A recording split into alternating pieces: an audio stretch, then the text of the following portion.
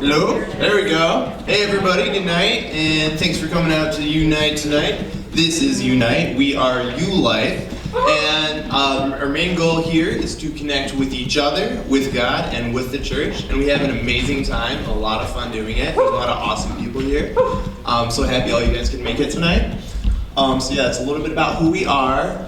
We like to sit together up front in church on Sundays. We like to meet around 10:30, and that way we can all be together and worship together on Sundays. It's really great to be up there.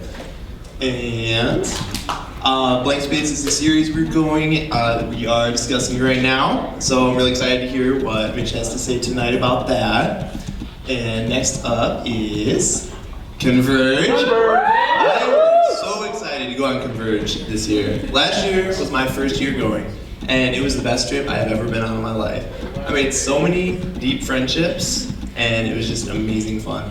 So that is our spring break trip, all right? And it is going to be so much fun, all right? So if you have registered, it would be awesome if you could get payments in by February 15th. If you haven't, talk to someone who has gone, and definitely think about going. And yeah, as you can see, there's some amazing things that we're going to be doing there. That's the place we're staying. I think that's all you need to see. You can just sign up after seeing that.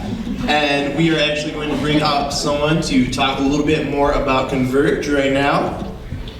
Introducing Mr. Tyler Sugden. Thank you, Justin, thank you. So guys, I'm here to tell you how awesome Converge is. How awesome? Ready? Converge is crazy. Like, I've gone on basically a spring break trip every spring break with some kind of Christian group since my freshman year of high school, and Converge kind of takes the cake. And I can explain why, because I don't know, how many of you guys have ever gone on a spring break trip with a college or a Christian group for like in high school or anything? Have any of you guys? I did. Just kind of, Wow, I did. okay, only a few of you? Well, Bunch of heathens?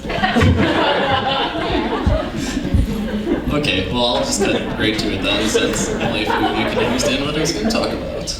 But anyways, Converge is just crazy. Like, when I signed up for Converge, I was kind of like still getting to know everyone in New Life, but didn't quite feel like comfortable around them yet. Like, I had just gone on the winter retreat, and that was awesome because I really got close to like a few of the guys there, like Jacob, Julian, and a few of the other guys, and it was really awesome, but I wanted to get them to know them more. And I had a really hard time doing that just because of school and like how much I had to put into my classes and just every other thing. Like, I always found my time being taken away from it. So I was kind of hesitant to sign up at first, but I'm kind of an impulsive person sometimes with trips, and will just kind of shell out the deposit just so I force myself to go. And if you're like that too, I would suggest doing it. It makes it a lot easier to decide if you're gonna go or not. But anyways, like, once I got down there, like, it was just awesome from the start. First of all, the van rides, even though the van rides are like 16 hours or something like that, it's kind of my favorite part just because you're forced to interact with people, but it's not like someone else is forcing you to, it's your own head. You're kind of just sitting by someone, just right next to them for like 4 hours, and eventually you're like, hey, Tyler. And then, you know, like, after another 8 hours, you tell them something a little bit more personal, and then by the time you're in Florida, you're already best friends. So that's just one great part. But then while you're down there too, like, you live with those people forever, you eat with those people, like, community is 24/7. And that is awesome. Like, if you guys like just being here at Unite with everyone, just picture being with them for like 24/7 for a whole week. On a beach, just doing random activities, running around, going to restaurants, like, I don't know, eating random seafood at places, going on dolphin cruises, which don't go on if they go on it again. You'll find out why if you do go. But, like, just random things, like flying kites on the beach, playing volleyball. We did, like, Olympic things where we just shot water balloons and, like, had competitions of, like, whatever that game is where you, like, throw the beanbag thing into the cornhole, that's it. We had, like, cornhole competitions and everything, and it's just crazy awesome. And one of my favorite parts was just being on the beach in the morning, watching the sun, maybe, I don't know, like a half hour after sunrise, just watching it, and sitting down there doing, like, my devotionals, just kind of chilling with God, and all of a sudden, like, off in the horizon, I just see dolphins, kind of, doing their little breachy thing at first. Like, you only see their fin, but they're just kind of cruising down the beach. And, like, how awesome is that? Just going onto a beach and seeing dolphins swim by. It's kind of crazy. So, you guys should go because there's dolphins. But that's kind of all I got, so I'm going to give it back to Dustin. So that's Tyler Sutton, ladies and gentlemen. I think I want to go on Converge just to get to know him better. Seems like a pretty cool guy. Anyways, last thing, if you have any questions about ULife, want to know what's going on, this is the perfect way to stay in touch, alright? Just text ULife to the number on the screen, and we'll let you know exactly when everything is, alright? And again, so glad you guys are here. I'm going to turn it over to the band for worship. Woo! Woo! Woo! All right. You did what? All right. I'm back. All right. Well, let's give the band a hand. Some of you don't, but we've got. They all look very young, but only one of them is actually a college student. And Mark and Brian and Nathan, who are here often, we just appreciate you for serving ULife and making a part of your week to be here. And Mackenzie, being the brave ULifer, getting up there singing wherever you went. But on that note, if you have some kind of musical talent, like like the mouth harp or something, we would love to have you, get involved in the worship team and just be able to help out some more and give those guys a break. But anyways, my name's Mitch, director of ULife here, as well as a few other ministries at the church, and I'm just excited to be back with you. Woo! I know some of you were here last week and you saw the video, and apparently I found out that I was locked in an awkward position and you just had the audio, so hopefully you can get past my awkwardness and listen to what I said. But if you were here and you heard what I said, it was basically my warning shot across the bow. This series is not for the weak at heart, meek at heart, or whatever that expression is. I don't know what it is.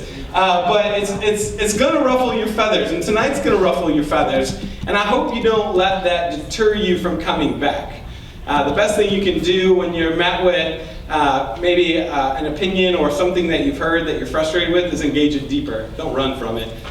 So that's my hope for you guys tonight as we continue this Blank Space series. And if you know T Swift, it's all about that. It's all about relationships and figuring out who that person is that's going to fill that blank space. But the nuance, like I said last week, is I'm shamelessly gearing it towards single people a little bit. And that's okay. Because you can learn something if you're dating somebody. But I think all too often, especially at this age in the church, single people get left out, or you feel subliminally that you have to marry before you're 24, or you're a disgrace to the faith. So we don't want that, and we want you to embrace singleness, and so that's kind of the plan for this series.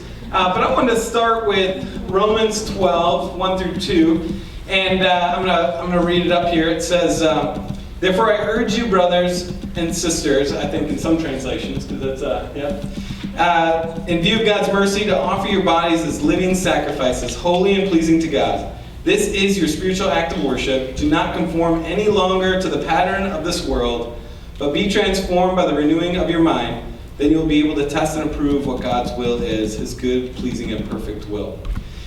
And why I read that verse is because at the heart of this series is we want you to really conform to what God's will is for your life. And oftentimes, as the world talks about relationships and what they should and shouldn't be like, it's a very different message than what you get in the Bible. And so we want you to understand what God says about relationships and what's important there, and understand also that the big point of this is that you become more like Christ. And at this phase of your life, relationships is a big deal. You're going to make, in the next, 1 to 10 years maybe, the biggest decision in your life next to placing your faith in Christ. That's how big the decision of marriage is. I don't take it lightly. I have 3 friends right now in the process of divorces, and they're Christians, and they're great people. And it's not that they failed miserably, but it's to show you that it's a real thing. And there's essentially no guarantee, so I want you guys to do this right. I don't wish that on any of you. And if it's part of your family legacy, or if you have some friends who've been divorced, they can tell you that too. It's not that God doesn't redeem those situations, He will and does, but I don't wish that on anybody as I walk through those journeys with people going through it right now. So that's why we're talking about this big deal. But on this second night rather, we're gonna talk about our blank space mistakes. All right? You guys all know what I'm talking about. I'm sure most of you, if not all of you, have had them. And we're going to talk about what are the mistakes, what are those common denominators in those mistakes. And then next week, Kenzie's going to, my Kenzie, not this Kenzie, is going to take it on one more step and say, in lieu of those mistakes, now what? Right? And so tonight, I'm going to kind of isolate what are those mistakes, how can we identify them? Because honestly, if you know those, and I'm arguing there's three common, they're very general, but three common mistakes, and if you know them, you can have a healthy relationship. If you know what they are, you know what not to do, so to speak. And so that's why we're going to talk about this tonight. But we're going to be doing it in a little bit different way. As you've probably heard, we're not doing small groups for a couple more weeks this week, next week, and then, we'll start them. Part of the reason is we want you just to get to know each other a little bit. So we're going to do that tonight, and hopefully it'll be not too threatening, but we're going to do things a little different. I'm going to break up my talk into a few sections, and I'm going to actually have you guys just kind of turn with the people around you and answer one question together for like 5 to 10 minutes. So in order to get set up so there's no lag time, what I want you to do is sit boys over here, girls over here. All right? I'm not a big proponent for the pink and blue philosophy, but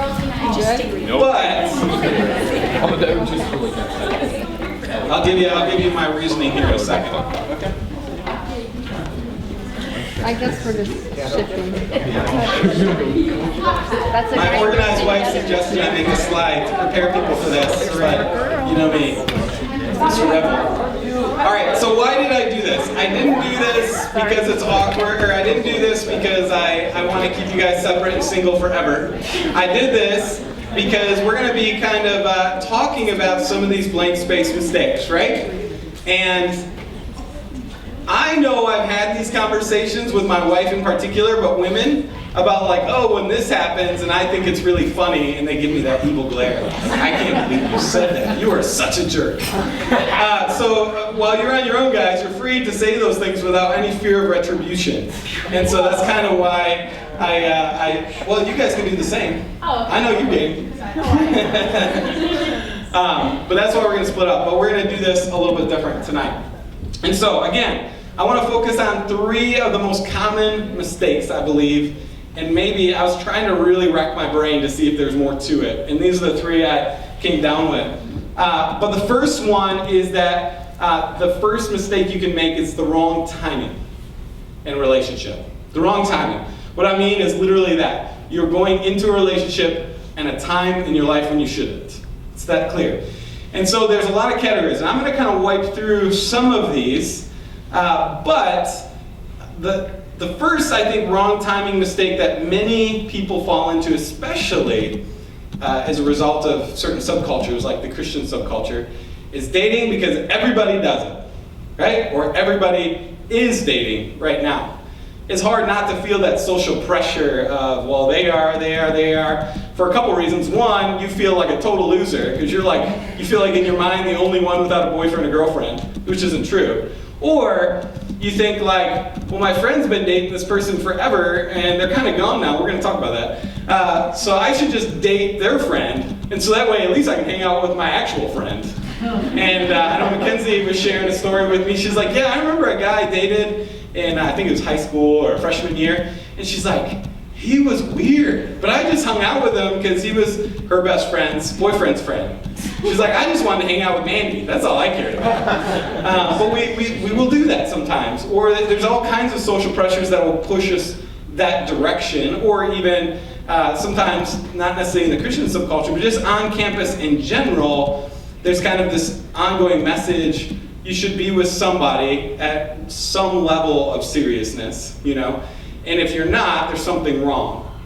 And so that's kind of the first wrong timing one in there. The second one related to this is that dating in order to find companionship or fill some kind of loneliness void. This one's arguably the most common one. We want a relationship because we're just flat out lonely. We're sad, we're depressed. And there's a lot of reasons that would cause that, obviously. And I'm not going to break into that too much. But this is a bad time for you to find a relationship. When you're vulnerable, when, quite honestly, if I can reword this, I will take anybody because I'm lonely, right? Maybe not to that extreme, but you could paraphrase it that way a little bit. Probably not the best time to jump into a relationship. But again, one of the reasons that we feel lonely, one of probably the most common reasons is because we don't have really close friends in our life that can fill some of those emotional needs. And guys, this goes for you too. You have emotional needs, even though you don't want to admit it. You do. Zach, I know you do. He says that, but he cried on my shoulder not that long. But seriously, we all have those emotional needs, and if we're not filling them somewhere, we're going to fill them somewhere. And if we're not filling them with somebody of the same gender in a healthy way, we're probably going to go somebody to the opposite gender. And maybe there's a sweeping generalization, so if it is, I apologize. But women, if a man is being really emotional with you and honest and, just being really like opening his heart up to you, this is like the greatest thing in the world, isn't it? He might be the worst person in the world, but in that moment, you're just like, wow. And guys will do that and not even be thinking romantically. They're just trying to get their needs met, like a typical guy, right? This is why they do it. They don't even realize they're doing it, but they'll do it. And that's because a lot of times, another sweeping generalization, most guys are too stinking prideful and isolated to have really close male friendships that fill an emotional need. And so they go to the ladies. And then all kinds of crap goes down, a lot of bad stuff.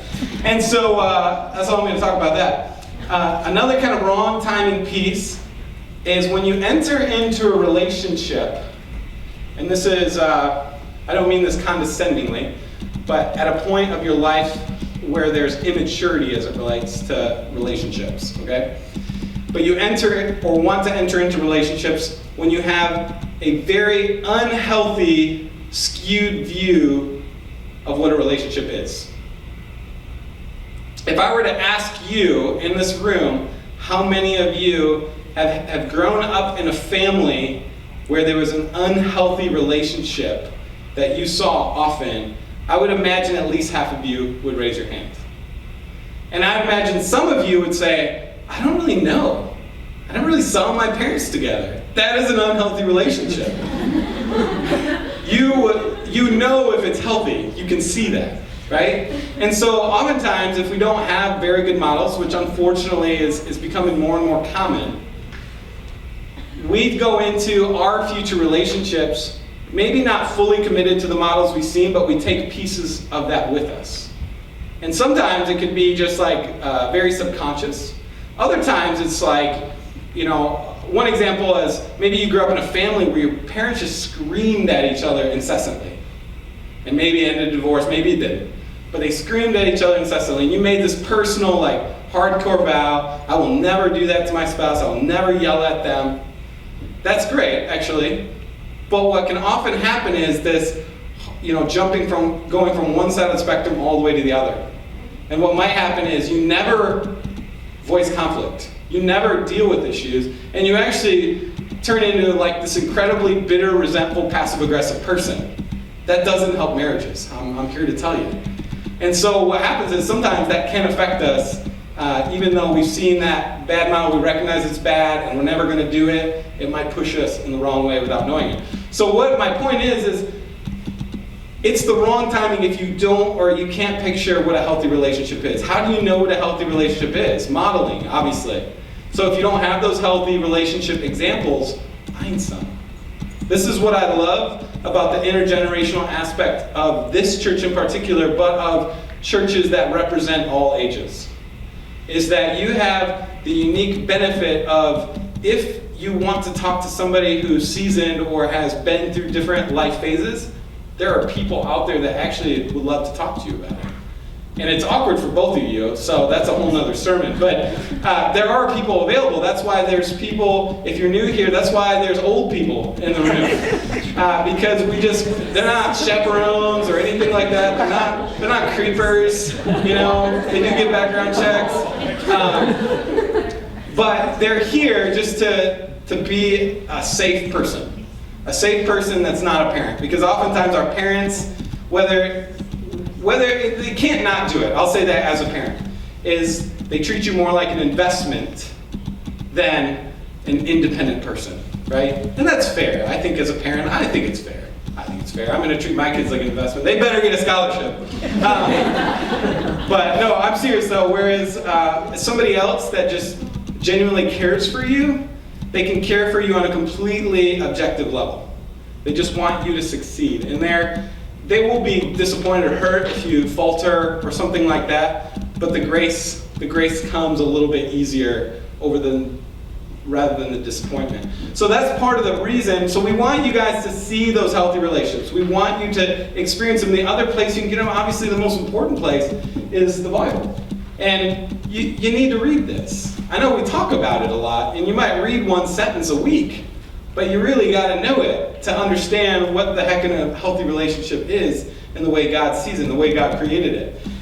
So find a healthy relationship. Find a mentor. Find somebody. Maybe it's a grandparent. Maybe it's an aunt and uncle. Maybe it's somebody in the church. Find those healthy relationships and figure that out. Because if you go into a relationship with whacked out views of what a healthy relationship is, you're going to end up in something very messy and very negative. And it might lead to things as bad as abuse, or it's still very bad, but just a very difficult break to the relationship. So that's kind of the third one. There's 5 of these. The fourth one is dating when your relationship with Christ isn't right. We've all been guilty of this at times. I've been guilty of this. You might be guilty of this right now, and that's okay. This is not a critique. This is not coming after you. If our relationship with Christ isn't the main source of our life, then it's probably a bad timing. If we're going to a person to fill us up, bad timing. Or if there's some sin in your life that could actually hinder who you're with, even them not knowing. They might be in a great position, they might be a great person, healthy, spiritually on track, but if you bring your crap into it, you're going to self-destruct that relationship. You just will. And so it's really important that before you get into a relationship, you have to make sure, I'm good with God, and be sincere. Because He knows if you're not being honest with yourself, right? You know if you're not being honest with yourself. You have to. It has to be centered on God. And if it's not, it's going to be centered on numero uno, right? And when it becomes selfish, that's when everything goes to heck. Selfishness is the root of this, and we're going to talk about that in a little bit. And the fifth one, kind of that encompasses all, is dating when you don't know yourself.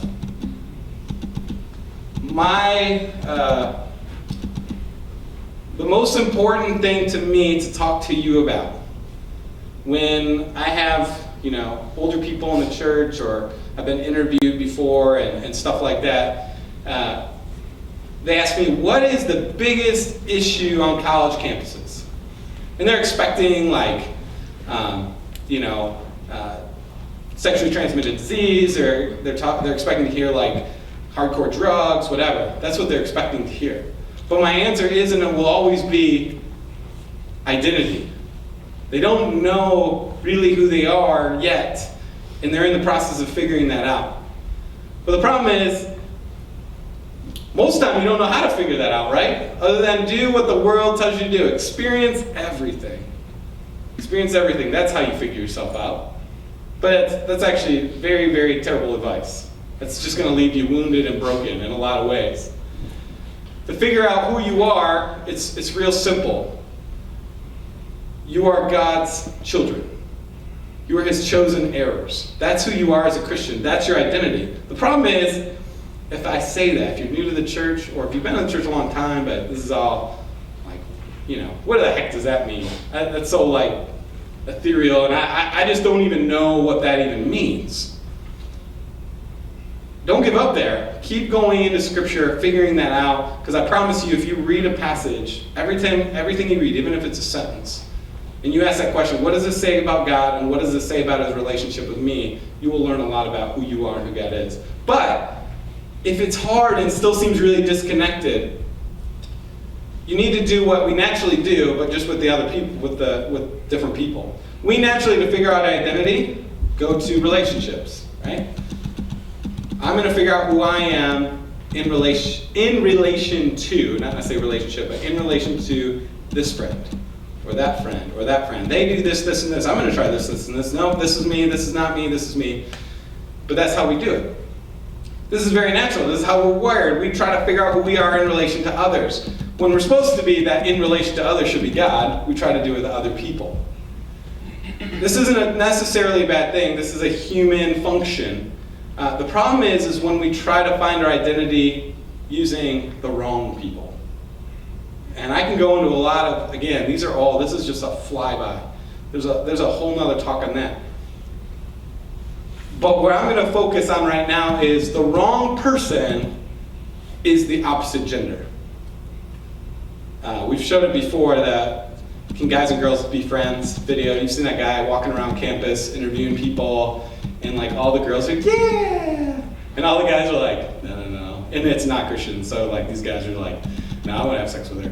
Like that's truly the difference. What happens when you're trying to figure yourself out and you try to do that in the context of somebody of the opposite gender? You cannot avoid sexual tension, I guess is what the best way to say it, right? It's just always going to be a little weird for one of them or both. It just is. So the best way to avoid that is don't be that kind of friend with somebody that's going to cause sexual tension. So, go find the burliest guy you can find. So you'll never, and that won't be an issue. There we go. But my point is that oftentimes that's what's easiest.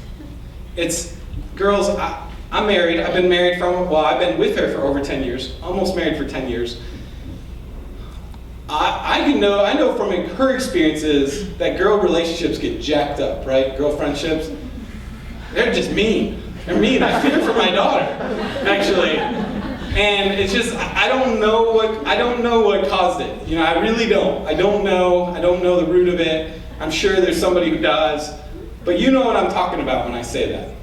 And so oftentimes for you, it's much easier to confide in a guy, because they're not going to be crazy. Right? They're just going to listen and let you cry on their shoulder and all that stuff.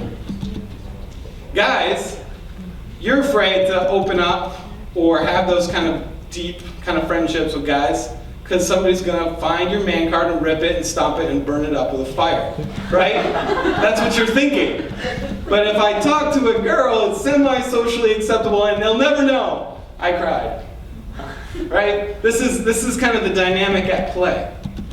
We have to figure out who we are. Not, obviously, again, number one, Bible. Figure out who you are there first. But I get that's disconnected and weird to figure out sometimes. So if you're gonna figure out who you are in the context of a relationship, in the context of a friendship rather, do it with somebody of the same gender so you don't have all that weird stuff in the mix. All right? That's all I'm gonna say. And they need to be a good and trusted friend. They need to be a good and trusted friend. So that's kind of all I'm going to say about that. This is the wrong timing piece. We've all probably made this mistake if you've been in a relationship, where now, even processing what I've said, like, oh yeah, with this person, it was definitely the wrong timing, either for me or probably for him or her. But maybe we can be a little self-aware and understand. So what I want you to do is, and I'm going to preface this, I'm going to have you guys just kind of turn into groups of 4, 5, 6, whatever you want. I'm going to give you a little bit of time, like 10 minutes. And But what I want you to do is just share your war stories. This isn't meant to be like, really deep and cry and all that stuff. It's not meant to be that. All right, what it's really meant to be, why we're doing all this, is for you guys to just break the ice a little bit with each other. And if you're sitting next to people that aren't in your small group or weren't last semester, that's good, because you'll get to know them a little bit. This is meant just purely to get to know them and to have a little fun, be a little tongue-in-cheek. You don't need to don't go crazy and bashing people and stuff like that. That's not necessarily healthy. But just kind of share some of those stories, or a story of what this happened. And how these questions are going to be framed is, I think we got it up here. Every question is going to be framed like this with just a different piece in there. Tell about a time when it was the wrong timing, and why do you know that now? That's it. Really easy question. Don't make anything too complicated.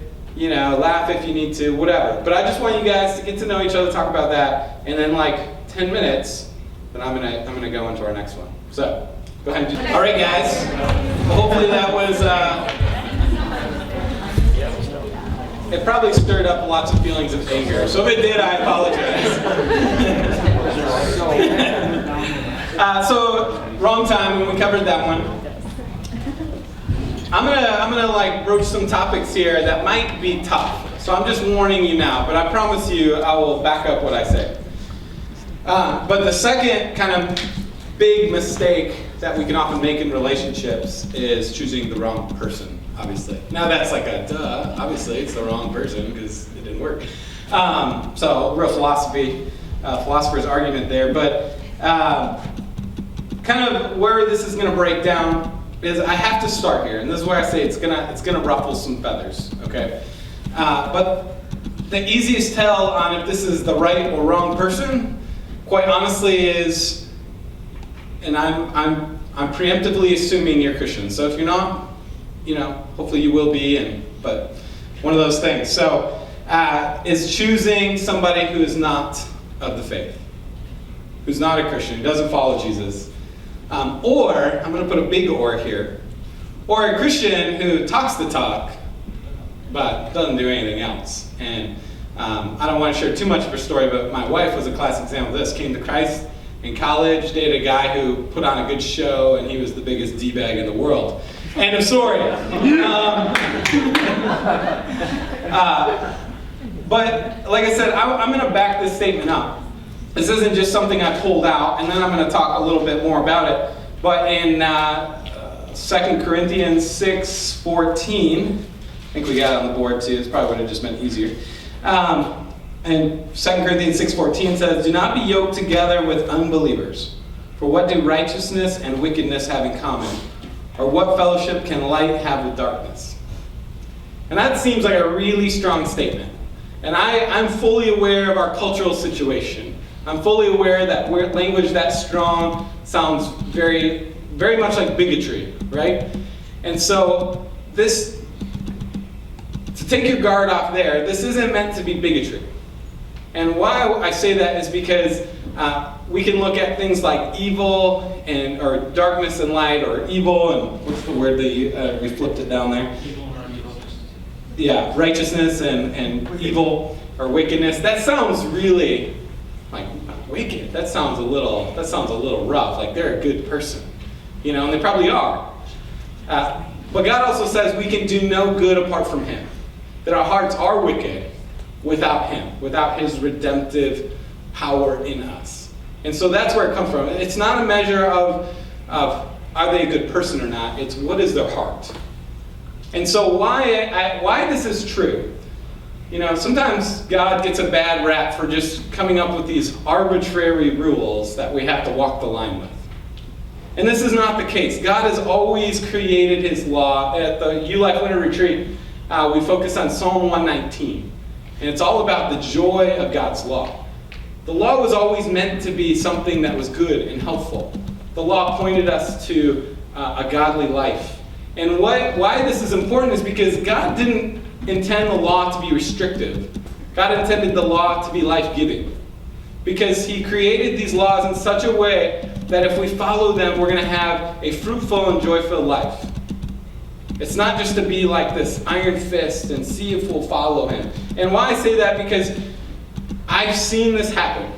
Unfortunately, I'm getting at that age, 10 years married now, we were like the first of our friends to get married, where I'm actually starting to see people split up. And what happens is people get married and they didn't have the same agreements going in. There's a lot of reasons to that, again. But what I mean by that is they didn't have the same trajectory. They didn't have the same goals. How in the world can you guys have the same trajectory, the same path, if the very thing you stand on as a Christian, the other person is not on board for? I even had a very good friend. She got divorced several years ago. She was one of the strongest Christians I knew, and she got involved with a guy who's in his third marriage. Every one of them, he had an affair. Not a Christian, and that's this whole story. And I urged her strongly, please don't do this. Please don't marry this guy. And she did, and inevitably he had another affair after they had a kid, and got really messy. But his party line, when they were dating was, I'll go to church, I'll do that thing, and he did, till they got married. And then it was, no, we can't, I can't, and then, it all changes. And so that's the thing is, one, you have to really know that person to know where their trajectory is headed. And that's something that can't be done in a rather few months, in most cases. You need to get to know them. Seriously, you need to get to know them. And you really got to know where they're coming from. The foundational thing you should be looking at is their faith. And all the other things second. But, like I said, I have friends going through divorces that are Christians and have Christian spouses. So it's not foolproof. It's not like Christians have the monopoly on great marriages, because there's plenty of messed up Christian marriages too. The problem in those are either one or both of them kind of lose that focus on Christ somewhere in the relationship, or honestly, quite pragmatically, they have very different goals in life. One has a very focused goal on family and this and that, and the other one has a very focused goal in their career. And inevitably, they just don't come together. And that's hard to figure out. As I'm walking through my friend who's going through a divorce now, he's like, how would I have ever known? How could I know this? I wish I had an answer for him, quite honestly. I wish I did. But that, again, goes to the point that if we are engaging in these relationships, if we go pursue this relationship, love is super active. You have to go after it. You can't just be passive and hope it works out. So that one's kind of a hard one. They need to be not only a Christian, but they need to be really strongly pursuing God. The second one, related to what I said, is kind of my little catchy slogan, is as choose by faith, not by features. We can get really hung up on how they look, or how smart they are, how funny they are. We were joking over there, but like what their job is going to be, or how much money they're going to make, or whatever. We can get really hung up on that stuff. But honestly, it all goes to crap if you don't have a strong faith that's rooting your relationship. So you have to choose faith first. This is why sometimes it's hard in a setting like this not to feel pressured to date, because for the first time maybe in your life you've met people that are really actually passionately pursuing God. They're not just saying it, they're not just go to church occasionally, but they're actually doing it, and that's exciting to see, and it should be. So when you see it, it's like, well, I should marry them, and that often happens. So that's why you're feeling some of that pressure if you're here. But it should be somebody that's really, really pursuing God. Choose them by the features, or choose them by faith and not by the features. The other thing related to this is how you can know it's the wrong person is oftentimes we ignore the red flags and just continue to deceive ourselves. And those red flags happen in lots of different ways. Those red flags happen oftentimes just in our own hearts. Something doesn't feel right. Or they do something and you're just like, I don't know about that. But we continue to deceive ourselves because for whatever reason we're emotionally or physically or whatever tied into this relationship, and it's harder to break it off than to deal with what those red flags are. And so we just keep going until its natural end, which is a really messy breakup or divorce. And the other way some of those red flags come up is just in our friendships. Again, another nod to why you should have really good friends for the same gender is they will call you out if they need to, and you should listen to them. Because if they're really good friends, they're not calling you out of jealousy.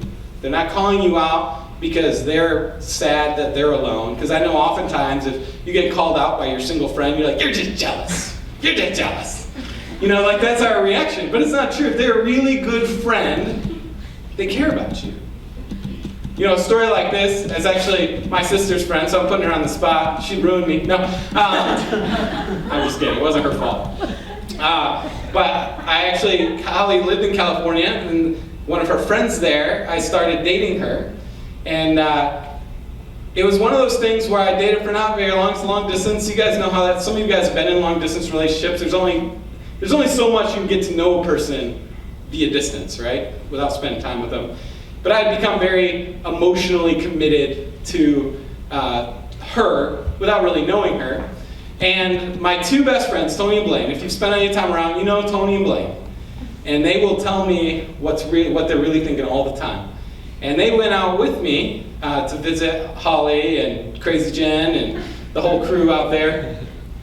And literally within the first day, they're just like, she is nuts. You need to break up with her. She is evil. You need to break up with her. And I was so pissed. I'm just like, shut up. You're stupid. You know, something really juvenile like that. And I wouldn't listen to the point that Tony and Blaine took a road trip to some national park. I think they went to Joshua Tree or something and left me there because they said, if you won't listen, I cannot be in the same room as her, so we're leaving. I'm like, oh. Okay, I guess they're serious. Because they did. I met them on the plane. And even on the way back, they're like, you need to break up with her. And I fought it until eventually I got a full dose of crazy. And I'm like, oh, they were right. But again, I don't know. That's our natural reaction is we want to reject it because it's hard to hear. But if they're really good friends, they have your best in mind. And so we have to see those red flags and deal with them because it's not going to get any easier waiting longer. I promise you that. In fact, it's going to make the breakup harder and or you're going to get involved in other ways that could cause other problems, whether that's sexually and lead to other things down the road. And so if you have those red flags, it's the wrong person. Please just break up with them. The last one I'm going to focus on is it's related to the story I just talked about, and this is one that's really common. It's not just common among women, it's common among everybody, but we know it's the wrong person when we date the idea of the person. When we date the idea of the future.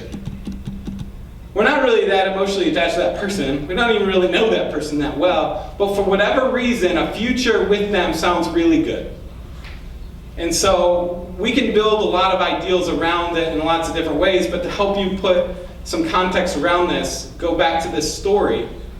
The reason I was emotionally attached to this girl that we endearingly call Crazy Jen is less about who she was, and she's not a terrible person. I don't mean to just throw her under the bus, and she's happily married, and that's great. But what happened is I realized after the fact I was more attached to the idea of being married to my sister's friend and living in California and hanging out with Mark, and that's what I was actually excited about. Jen was just a means to an end, right? That sounds really very romantic, I know. But that's kind of some of the things we do. We'll look at a person or a situation and say, that would be really cool because of this, or it'd be really neat to date them because maybe they'll travel, or it'd be really neat to date them because they'll probably be rich and I could buy a sweet car or something. And it's not the only reason we date people, but that does cross our mind. Or, we've always been together, so we need to be together. I don't even know what that is, but I've heard people say that to me. No, you don't need to be. But they become attached to the idea of that future of that person. And so that's a very, very dangerous, that's just, there's probably more ways to decide if it's the wrong person. So I'm not claiming all encompassing here, but those are kind of the four big ones that I've came across. And so I want you to, again, break in those same groups and talk about that same question. What was a time you knew it was absolutely the wrong person, and why did you know that? It's slightly different than timing, because again, that's really time. This has more to do related to some of the things I've talked about, like red flags or dating the idea or something like that. So go ahead, split into groups, talk about this for a little bit, and then I'll come back to it. All right, guys. Well, hopefully, I know these groups are really big, and we're not giving you a whole lot of time, so hopefully there's an effective teaser for small groups, and you'll have a little more time to talk. This is not typically how we do it. Obviously, you'll have more time, and talk will be shorter. Instead of like an hour, it'll be more like 55 minutes, and but you'll have a whole time to do small group stuff. You can talk through these kind of questions. But so you know, this is the kind of stuff we do in small group. It's not like Bible study per se, although it's always rooted in Scripture.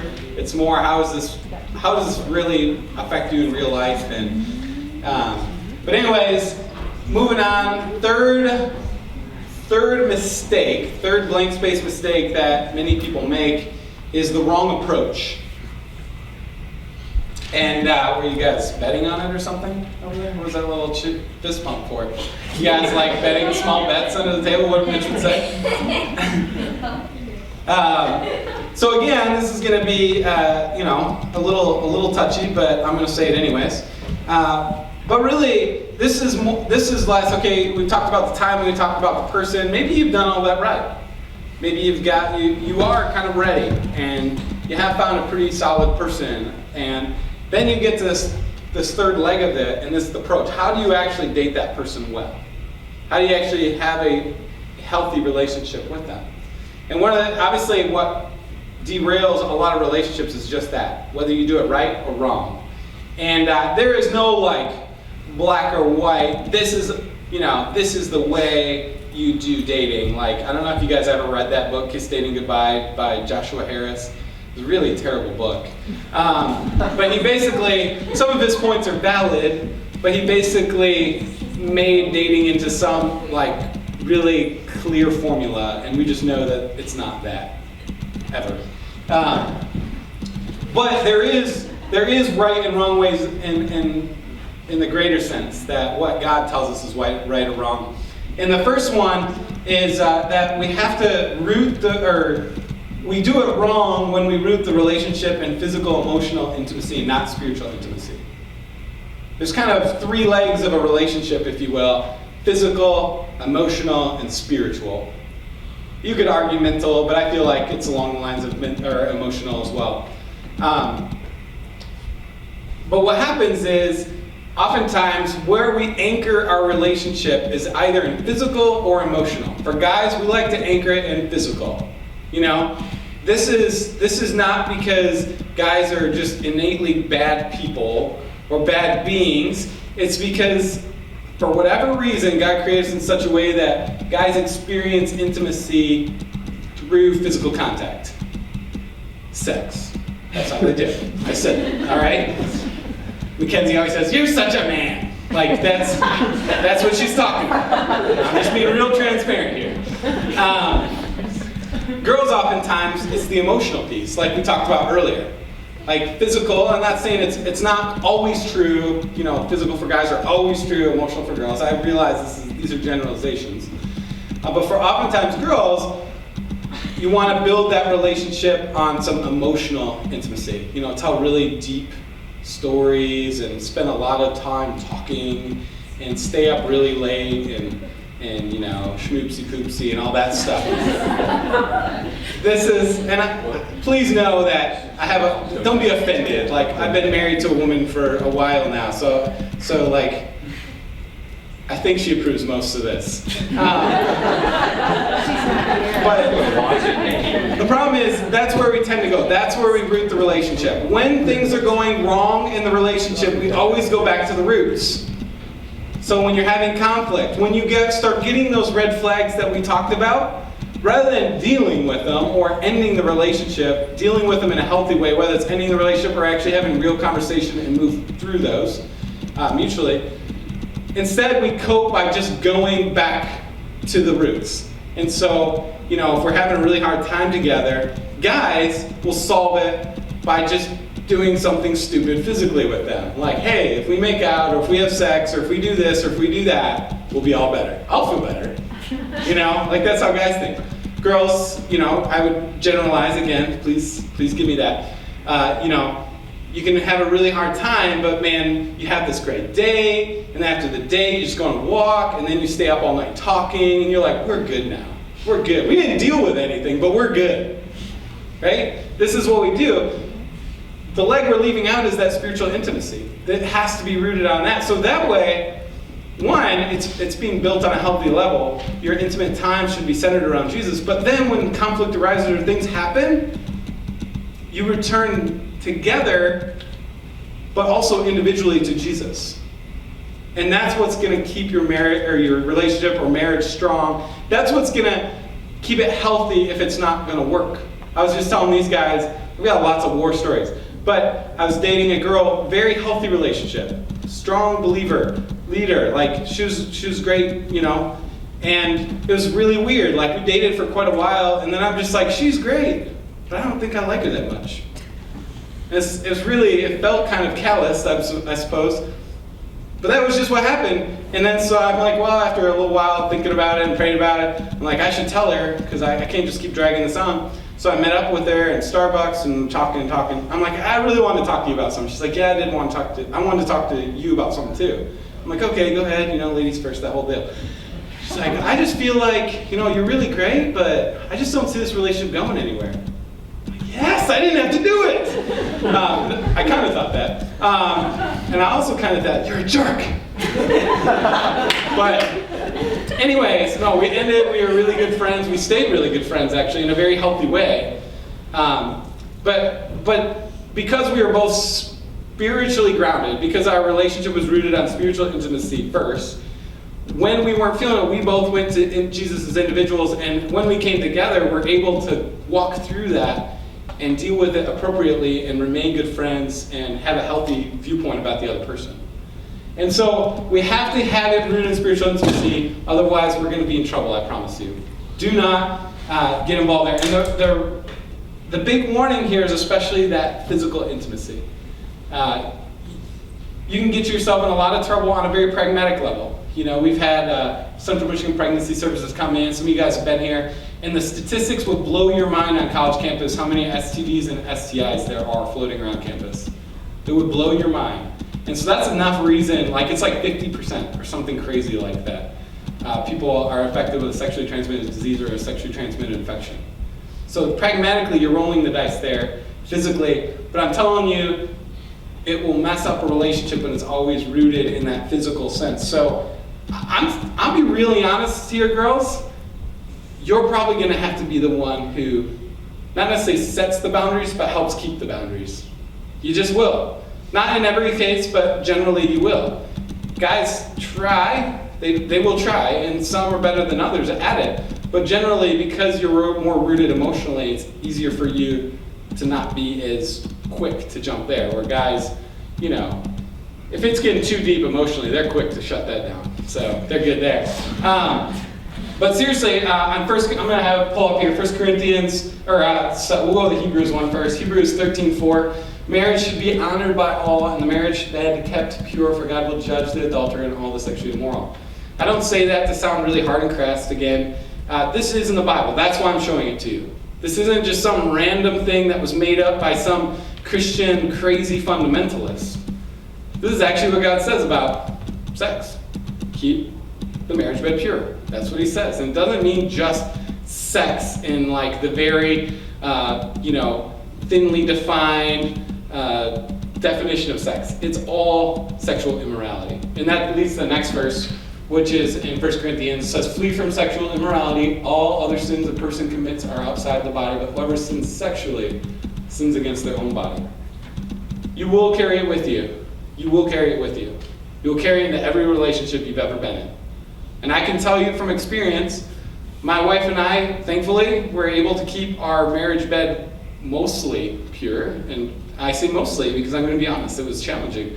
But we didn't have sex, and still to this day, less now, but especially early on, like you carry in, both of us had a sexual past.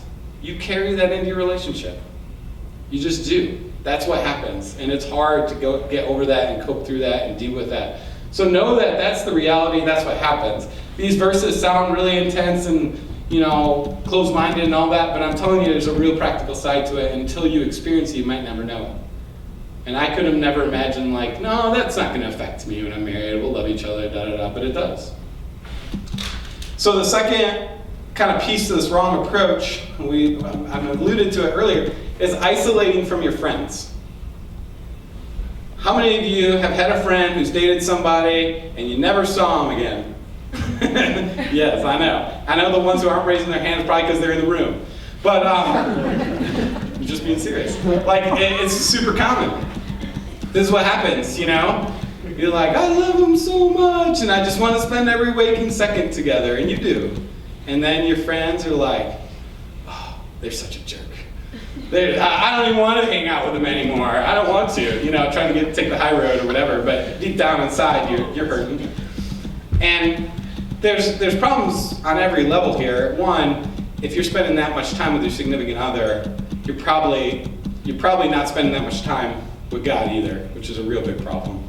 If you can kind of leave your friends, your close friends in the dust, they're probably doing that to God too. But the other problem with this is that you're going to need those friends. You're going to need them at that moment to be able to, like the Tony and Blaine's of my life, and call me out and say, Mitch, you're an idiot. But you're also going to need them later in life. And this is the problem that I've seen a lot of couples do. They're great relationships, actually, centered on God, but they isolate themselves from their friends. And then their friends kind of move on. I'll be really honest, they just kind of move on. It's not like they hate them or there's all this stuff, but they just kind of find new friends because, they feel abandoned. And then that person who abandoned their friends and got married, they get married. In the first year or two, it's all honeymoonish and we love each other and, we can't spend a night away from each other and that's all good. But you hit 3, 4, 5 years and all of a sudden, especially for women, this is true, but true of guys as well, they just aren't as aware of it. You hit that realization I don't have any friends. I don't hang out with anybody.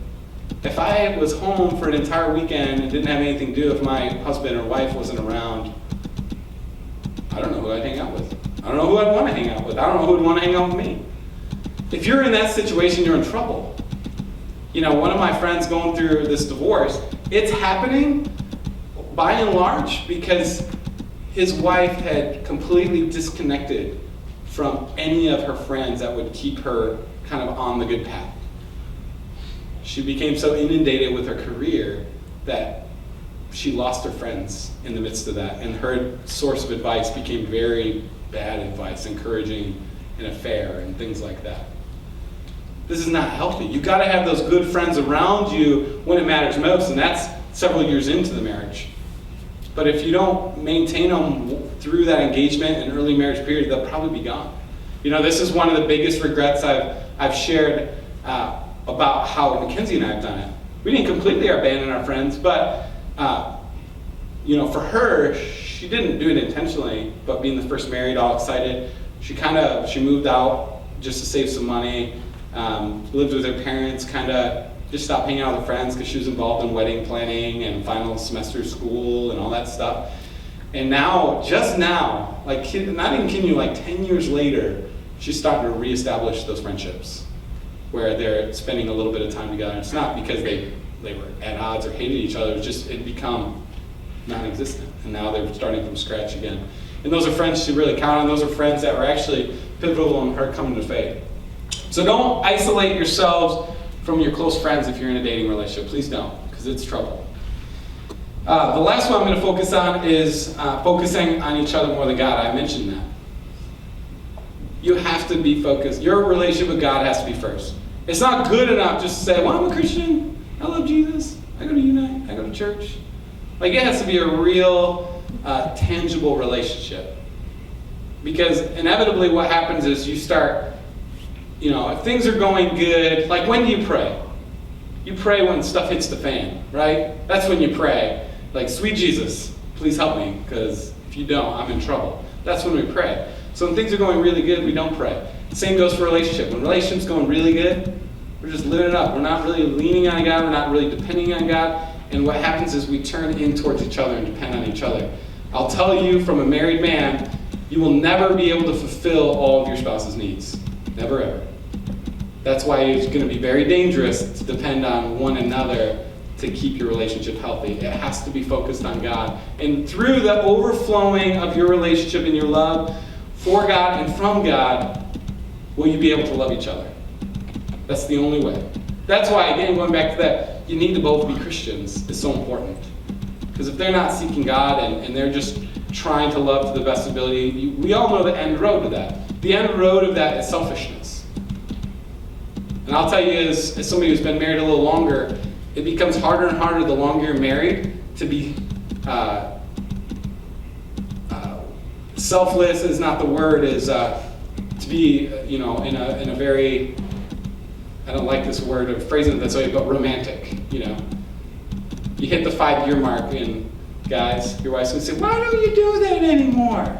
I promise you, it might come sooner. That's a whole nother talk. But what I'm saying is it is reality. And so you're just not gonna fulfill all your needs. It's really difficult. You have to be able to depend on God for that. So you can't focus on each other more than you focus on God. If you are, there's a problem. And it's not to say it's irreversible, it's not to say it's doomed, it's just say you gotta recorrect things. And so this is kind of the last piece on the wrong approach again. There's a lot of, we just covered, even those 3 are very big generalizations. But we're almost coming to an end here. Actually, I'm gonna get you guys out of here. So I'm gonna wrap it up. What I want you guys to get out of this is we've outlined a ton of the common mistakes and specifically some of those missteps in that. We don't do this to paint a picture of all the things wrong with relationships and all that. Maybe a little bit I want to scare you into being single a little bit longer. But honestly, I want you guys to know what can go wrong, or even name what has went wrong if you've never been able to name it or put a source to it, so that if you're in a relationship now, you can correct your trajectory. Or, honestly, in some cases, it might have to end. It's not the worst thing in the world. Again, your marriage, and my belief is that if you're dating somebody, this should be for marriage. And if that's the second most important decision you'll ever make, you should take it seriously. You should actually, if it's not working out, be willing to end it, and as bad as that is. But if you're not dating somebody, I want you to hear all these mistakes so you don't take the wrong road. So you don't have the wrong timing, you don't have the wrong person, you don't have the wrong approach. And we're going to kind of go into that in the final week and say, okay, said not what to do, but now, what do you actually do to enter into a healthy relationship? Or when should you? So we're going to address that more. But that's kind of where I want to leave you guys. And again, it all goes back to selfishness. The reason we have to be focused on God, I've said it over and over because it's important, is that our natural tendency in life, in every situation, is going to be selfishness. Every situation. I never knew how and trust me, I'm pretty self-aware. I know I'm pretty darn selfish. But I didn't even realize the depths of my selfishness till I had kids. That was even more than how much I realized, or how selfish I realized I was after I got married. It just keeps amping up. This whole life is about being selfless, being focused on other people and being focused on God. In fact, in Philippians 2:3, it says this. I'm just going to pop it up so I don't have to look at it. Got it? Do nothing out of selfish ambition or vain conceit. Rather, in humility, value others above yourselves. This is the heart of it. If you go into a relationship with this mindset, I will honor them more than myself, you can't mess it up. I'm not a hardliner that says you shouldn't date unless you're going to get married. Because I'm a bit of a realist. Sometimes you're not sure what you're looking for until you date a couple. But I will say, don't ever date somebody for selfish reasons. If you go into that relationship, people ask me, how do you make sure it stays healthy?